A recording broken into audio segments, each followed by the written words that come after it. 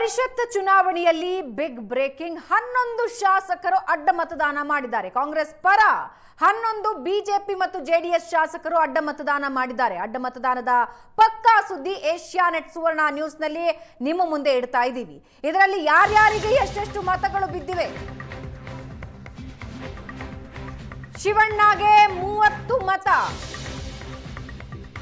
ಹರಿಪ್ರಸಾದ್ಗೆ 30 ಮತ, ಕಮಕನೂರ್ಗೆ 30, ಪಿವಿ ಮೋಹನ್ಗೆ 29, ವಿನಯ್ ಕಾರ್ತಿಕ್ಗೆ 32 ಮತಗಳಿಂದ ಗೆಲುವು. ಕಾಂಗ್ರೆಸ್ ಅಭ್ಯರ್ಥಿಗಳ ಪರ ಬಿಜೆಪಿ ಜೆಡಿಎಸ್ 11 ಶಾಸಕರು ಅಡ್ಡ ಮತದಾನ ಹಾಕಿದ್ದಾರೆ.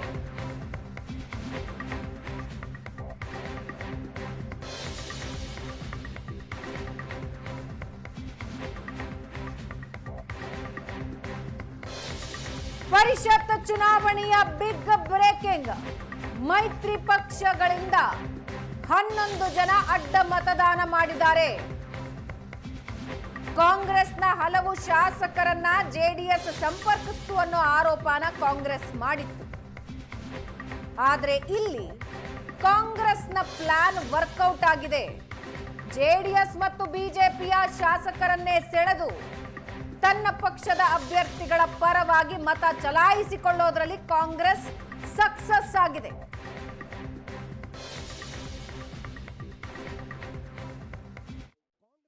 ಓರ್ವ ಸಂಘಟಕ ದಕ್ಷಿಣ ಕನ್ನಡದ ಪಿವಿ ಮೋಹನ್ ಅವರು ವಿಧಾನ ಪರಿಷತ್ತಿಗೆ ಪ್ರವೇಶ ಆಗಿದೆ. ಅವರಿಗೆ ನಮ್ಮ ಜೊತೆ ಇದ್ದಾರೆ. ಸರ್, ಒಬ್ಬ ಸಂಘಟಕ ವಿಧಾನ ಪರಿಷತ್ಗೆ ಎಂಟ್ರಿ ಆಗಿರ್ತಕ್ಕಂಥದ್ದು ಈ ಸಂದರ್ಭದಲ್ಲಿ ನಿಮ್ಮ ಮೊದಲ ಪ್ರತಿಕ್ರಿಯೆ ಏನು ಸರ್? ನನ್ನ ಮೊದಲ ಪ್ರತಿಕ್ರಿಯೆ, ನನ್ನ ಈ ಗೆಲುವು ಅದು ಕಾರ್ಯಕರ್ತರಿಗೆ ಅರ್ಪಿಸ್ತಾ ಇದ್ದೇನೆ.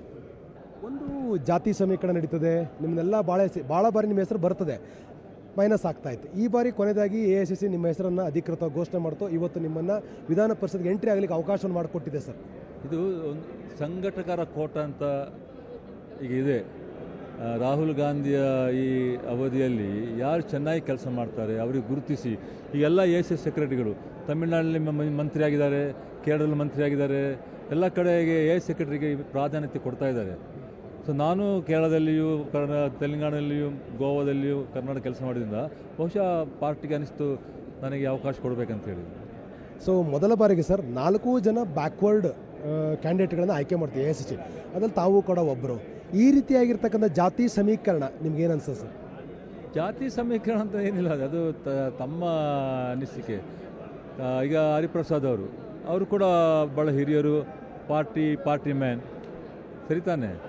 ನಾನು ಕೂಡ ಪಾರ್ಟಿ ಮ್ಯಾನ್. ಅದನ್ನು ಪಾರ್ಟಿಯಲ್ಲಿ ಆ ಥರ ಇದಿಲ್ಲ, ತಾವು ಏನು ಜಾತಿ ಸಮೀಕರಣ ಅಂತ ಹೇಳಿ ಆ ಥರ ಏನಿಲ್ಲ. ಓಕೆ, ದಕ್ಷಿಣ ಕನ್ನಡದಿಂದ ಒಬ್ಬ ಕಾರ್ಯಕರ್ತರಾಗಿ ರಾಜಕೀಯ ದೊಡ್ಡ ನಾಯಕರ ಮಧ್ಯದಲ್ಲಿ ಸಿಲುಕಿ ಅಂತಿಮವಾಗಿ ನೀವು ಕೂಡ ಈಗ ವಿಧಾನ ಪರಿಷತ್ ಮೆಂಬರ್ ಆಗಿದ್ದೀರಿ ಸರ್. ನಿಮ್ಮಿಂದ ಕರಾವಳಿಗೆ ಜನ ಏನು ನಿರೀಕ್ಷೆ ಮಾಡ್ಬೋದು? ನಾನು ಹೋರಾಟ ರಾಜಕಾರಣದಿಂದ ಬಂದವ. ಆಮೇಲೆ ಕಳೆದ 30 ವರ್ಷ ಪಕ್ಷ ರಾಜಕಾರಣದಲ್ಲಿದೆ, ಪಕ್ಷ ಸಂಘಟನೆಯಲ್ಲಿ. ಈಗ ಅಧಿಕಾರ ಕೊಟ್ಟಿದ್ದೀರಿ.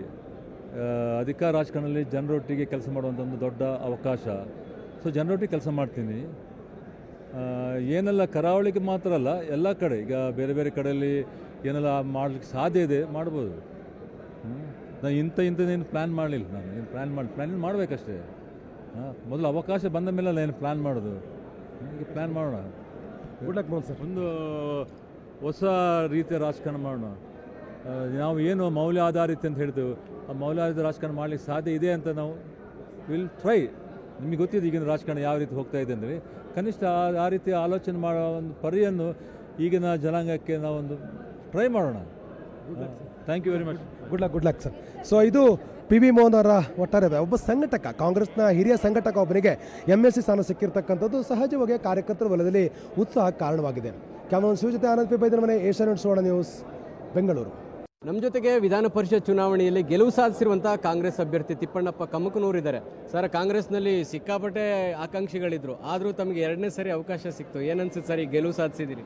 ಸರ್, ಸ್ವಾತಂತ್ರ್ಯ ಬಂದು 75-76 ವರ್ಷ ಆದರೂ ಕೂಡ ಕಾಂಗ್ರೆಸ್ ಪಕ್ಷದ ವತಿಯಿಂದ ನಮ್ಮ ಕೋಲಿ ಕಬ್ಬಲಿಗೆ ಬೆಸ್ತ ಎಂಬ ಸಮುದಾಯದವರಿಗೆ ಯಾವುದೇ ಅವಕಾಶ ಸಿಕ್ಕಿರಲಿಲ್ಲ, MLC ಮಾಡಿರಲಿಲ್ಲ.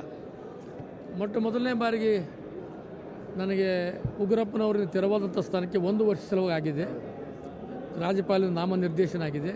2ನೇ ಬಾರಿ ಶಂಕರಮ್ಮವರಿಂದ ತೆರವಾದ ಸ್ಥಾನಕ್ಕೆ 2 ವರ್ಷದ ಅವಧಿಗೆ ಆಗಿದೆ. ಇವೆಲ್ಲ ತುಕುಡಿ ಪೂರ್ಣ ಪ್ರಮಾಣದ ಅವಧಿ ನನಗೆ ಸಿಕ್ಕಿರಲಿಲ್ಲ. ಅದಕ್ಕೆ ನನಗೆ ಪೂರ್ಣ ಪ್ರಮಾಣದ ಅವಧಿ ಕೊಡ್ರಿ. ನಮ್ಮ ಭಾಗದ ಜನ ಭಾಳಷ್ಟು ಸಮಸ್ಯೆಗಳಿವೆ.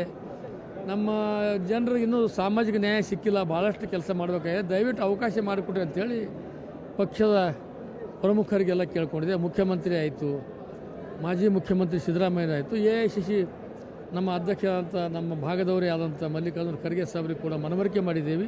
ನಮ್ಮ ಉಸ್ತುವಾರಿ ಮಂತ್ರಿ ಪ್ರಿಯಾಂಕ್ ಖರ್ಗೆಜಿಯವರು ಭಾಳಷ್ಟು ಮುತುವರ್ಜಿ ವಹಿಸಿ ನನಗೆ ಅವಕಾಶ ಮಾಡಿಕೊಟ್ಟರು. ಇವತ್ತು ಫಲಿತಾಂಶ ಬಂದಿದೆ, ಭಾಳ ಸಂತೋಷ ಆಗಿದೆ. ಮುಂದಿನ ದಿನಗಳಲ್ಲಿ ಸಾಮಾಜಿಕ ನ್ಯಾಯ ಸಿಗತಕ್ಕಂಥ ರೀತಿಯಲ್ಲಿ ಬಡವರಿಗೆ, ಹಿಂದುಳಿದವರಿಗೆ, ಕೂಲಿಕಾರರಿಗೆ, ಇಲ್ಲಿಯವರೆಗೆ ಬಡತನದ ರೇಖೆಯಲ್ಲಿ ಪರಿತಪ್ಪಿಸ್ತಕ್ಕಂಥವರಿಗೆ ಅವರಿಗೆ ಸಿಗ್ತಕ್ಕಂಥ ಹಕ್ಕುಗಳಿಗಾಗಿ ಪರಿಷತ್ತಿನಲ್ಲಿ ಧ್ವನಿ ಎತ್ತುವ ಮೂಲಕ ಅವ್ರಿಗೆ ನ್ಯಾಯ ಕೊಡಿಸ್ತಕ್ಕಂಥ ಕೆಲಸ ಸರ್ಕಾರದ ಗಮನಕ್ಕೆ ತಂದು ಕೆಲಸ ಮಾಡ್ತಕ್ಕಂಥದ್ದು. ಮತ್ತು ನಮ್ಮ ಪ್ರಿಯಾಂಕ್ ಖರ್ಗೆಜಿಯವರು ಮಲ್ಲಿಕಾರ್ಜುನ ಖರ್ಗೆ ಸಾಹೇಬ್ರು ಏನಿದ್ದಾರೆ ಮತ್ತು ಮುಖ್ಯಮಂತ್ರಿಗಳ ಮಾರ್ಗದರ್ಶನದಲ್ಲಿ ಕೂಡ ಉತ್ತಮವಾದ ಕೆಲಸ ಮಾಡ್ತೀನಿ. 30 ಮತಗಳು ಬಂದಿದ್ದಾವೆ, ವಿಶ್ವಾಸ ಇತ್ತು ನಿಮಗೆ ಎಲ್ಲ ಮತಗಳು ಬೀಳ್ತವೆ? ಇತ್ತು. ನನ್ನ ಕೆಲಸದ ಕಾರ್ಯವೈಖರಿ ನೋಡಿ ಪ್ರತಿಯೊಬ್ಬರು ಹೇಳಿದರು, ನನಗೆ ನಿನಗೇ ಮತ ಹಾಕ್ತೀವಿ, ನಾವು ನಿನಗೆ ಗೆದ್ದಿಸಿ ತರ್ತೀವಿ, ನೀವು ಉತ್ತಮವಾದ ಕೆಲಸ ಮಾಡ್ಬೇಕಂತ ಅವರೆಲ್ಲ ಹೇಳಿದರು. MB ಪಾಟೀಲ್ ಅಲ್ಲಿ, ಈಶ್ವರ್ ಖಂಡ್ರೆಯವರು, ಪ್ರಿಯಾಂಕ್ ಖರ್ಗೆಜಿಯವರು, ಮಲ್ಲಿಕಾರ್ಜುನ್ ನಮ್ಮ ದಾವಣಗೆರೆಯ ಮಂತ್ರಿಗಳಂತ ಮಲ್ಲಿಕಾರ್ಜುನ್ ಅವರು, ಮತ್ತು ಶಿವಾನಂದ ಪಾಟೀಲ್ರು, ಶರಣಬಸಪ್ಪ ದರ್ಶನಪುರವರು, MY ಪಾಟೀಲ್ರು, ಭಾಳಷ್ಟು ಇದು ನಮ್ಮ ಕಂಪ್ಲಿ ಗಣೇಶರವರು, ಮತ್ತು ನಮ್ಮ ಭಾಳಷ್ಟು ಮಂದಿ ಶಾಸಕರು ಒಳ್ಳೆಯ ಮನಸ್ಸಿನಿಂದ ನಾ ಗೆದ್ದು ಬರಲೇಬೇಕು ಅಂಥೇಳಿ ಯಾವುದೇ ಆಮಿಷಕ್ಕೆ ಒಳಗಾಲಾರದೆ ನಮ್ಮ ಶಿವರಾಜ್ ತಂಗಡಿಗೆಯವರು ಎಲ್ಲರೂ ಮಾಡಿ ನನಗೆ ಅವಕಾಶ ಮಾಡಿದ್ದಾರೆ.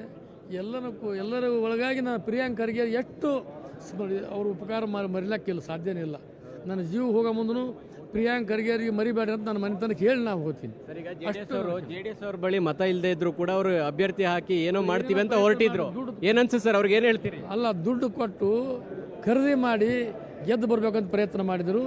ಅವ್ರ ಪ್ರಯತ್ನ ವಿಫಲ ಆಗಿದೆ, ಮುಂದೂ ವಿಫಲ ಆಗ್ತದೆ. ಆ ಪಕ್ಷನೇ ಬಹುಶಃ ಆಟಕ್ಕುಂಟು ಲೆಕ್ಕಕ್ಕಿಲ್ಲ ಎಂಬ ಭಾವನೆ ಇದೆ. ಮುಂದೂ ಕೂಡ ಆ ಪಕ್ಷ ಅಧಿಕಾರಕ್ಕೆ ಬರೋದಿಲ್ಲ. ಅವ್ರ ಪ್ರಯತ್ನ ಅವ್ರಿಗೆ ತಿರುಗುಬಾಣ ಆಗಿದೆ ಸರ್. ಬರೀ 14 ಮತಗಳು ಸಿಕ್ಕಿದಾವೆ ಅವ್ರಿಗೆ. ಅವ್ರ ಪಕ್ಷದ ಶಾಸಕರೇ ಅವ್ರಿಗೆ ಓಟ್ ಹಾಕಿಲ್ಲ, ಅವರ ಪಕ್ಷದ ಶಾಸಕರೇ ಅವರಿಗೆ ಓಟ್ ಹಾಕಿಲ್ಲ. ಅದರಲ್ಲಿಂದ ಪಕ್ಷದ ಮುಖ್ಯಸ್ಥರು ಯಾರು ಅವರೆಲ್ಲ ರಾಜೀನಾಮೆ ಕೊಡ್ಬೇಕಂತ ಆಗ್ರಹ ಮಾಡ್ತಾರೆ. Thank you. ಇದಿಷ್ಟು ನೂತನವಾಗಿ ಆಯ್ಕೆಯಾಗಿರುವಂಥ ತಿಪ್ಪಣ್ಣಪ್ಪ ಕಮ್ಮಕನೂರು ಅವರ ಮಾತು. ಕ್ಯಾಮರಾಮನ್ ವಿನೋದ್ ಜೊತೆಗೆ ಮಾರುತೇಶ್ ಹುಣಸನಹಳ್ಳಿ, ಏಷ್ಯಾನೆಟ್ ಸುವರ್ಣ ನ್ಯೂಸ್, ಬೆಂಗಳೂರು.